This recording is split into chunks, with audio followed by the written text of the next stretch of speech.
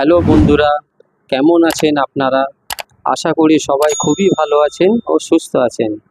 আজকে আমি আপনাদের জন্য রাজ্যের ও সেন্ট্রালের সরকারি চাকরির পরীক্ষার প্রস্তুতির জন্য 15টি প্রশ্ন ও তার উত্তর নিয়ে এসেছি। তাহলে চলুন বেশি দেরি না করে ভিডিওটা শুরু করা যাক। আপনাদের প্রথম প্রশ্ন হলো, কোন ফল নিয়ে প্লেনে ওঠা যায় না? আপনাদের অপশান হলো 1 বাতাবি লেবু, 2 নারকেল, 3 পাতিলেবু, 4 আনারস। আপনাদের সঠিক উত্তর হলো নারকেল। আপনাদের দ্বিতীয় প্রশ্ন হলো, নাক ও ঠোঁটের মাঝের অংশকে কি বলে? আপনাদের অপশান হলো 1 জো, 2 আলা, 3 ফিল্ট্রাম, 4 নাজেল ব্রিজ। সঠিক উত্তর হলো ফিল্ট্রাম। আপনাদের তৃতীয় প্রশ্ন হলো, সর্বপ্রথম সূর্য কোন দেশে ডুবতে দেখা যায়? আপনাদের অপশান হলো 1 ভারতে, 2 জাপানে, 3 ব্রিটেনে, 4 চীনে। সঠিক উত্তর হলো ব্রিটেনে। আপনাদের চতুর্থ প্রশ্ন হলো, সর্বপ্রথম দেশলাই কোন দেশে আবিষ্কৃত হয়েছিল? আপনাদের অপশান হলো 1 ব্রিটেন, 2 জাপান, 3 ভারত, 4 চীন। সঠিক উত্তর হলো ব্রিটেন।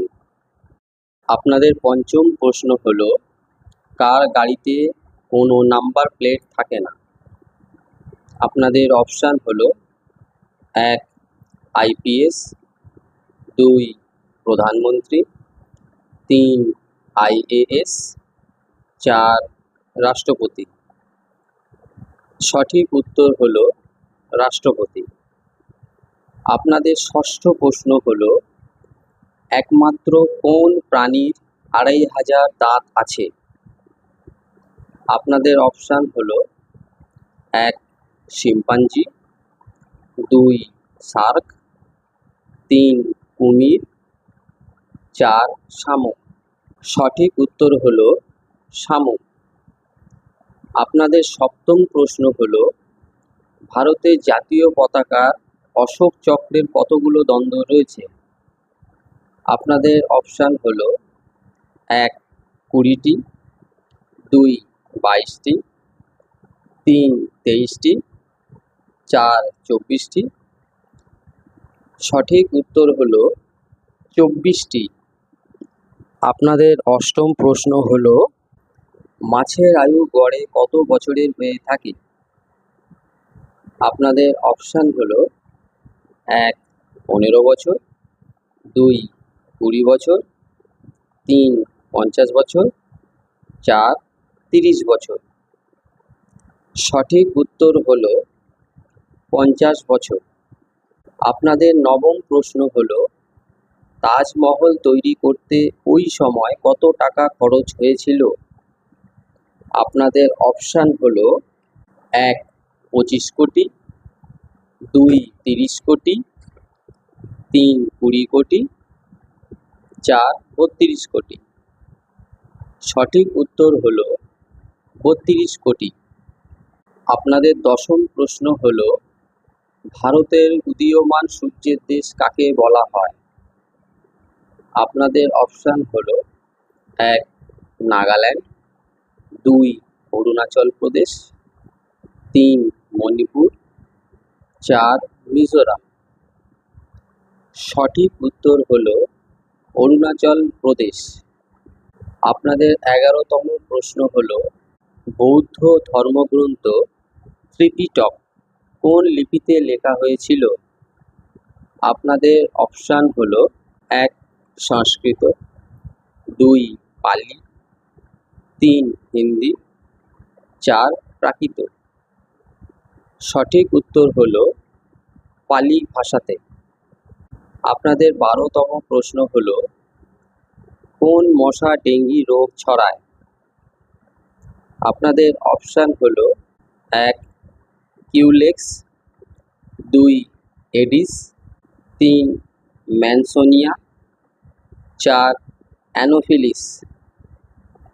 আপনাদের সঠিক উত্তর হলো এডিস মশা। আপনাদের 13তম প্রশ্ন হলো কাদম্বরী কে রচনা করেন?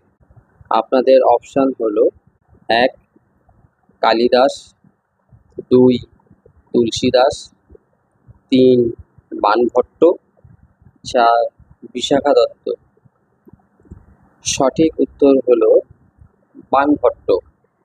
আপনাদের 14তম প্রশ্ন হলো বলুন তো কোন দেশে একটিও মশা ও সাপ দেখতে পাওয়া যায় না?